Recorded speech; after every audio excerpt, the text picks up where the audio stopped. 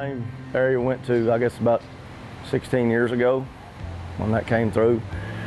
Total devastation back then. We'll probably get into the same scenarios we were. A lot of water, things like that. A lot of people needing assistance, and that's what we go down there for.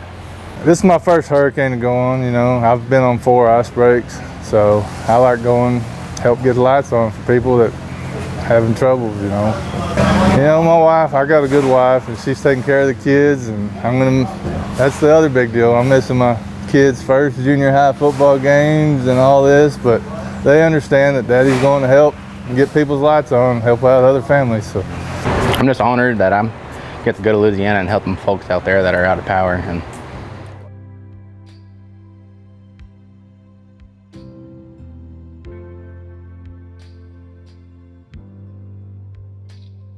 through the whole system was trees down. The west side from north to south was hundreds of poles down, trees everywhere, roads impassable, they couldn't get through. The east side had tree damage and stuff, maybe not as heavy, but still very badly damaged. Right now, we're trying to clean the right-of-way out with track hose and skid steers and manpower, so where we can build some of these lines back. Most of them have to be built back new because everything's totally destroyed. But we do appreciate everybody from Texas.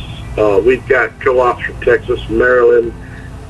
We got contractors from Maryland, Pennsylvania, Virginia, Kentucky, Alabama. We appreciate everybody. You know, it shows that these linemen, they are a big family. And when they need it, you call them, they come.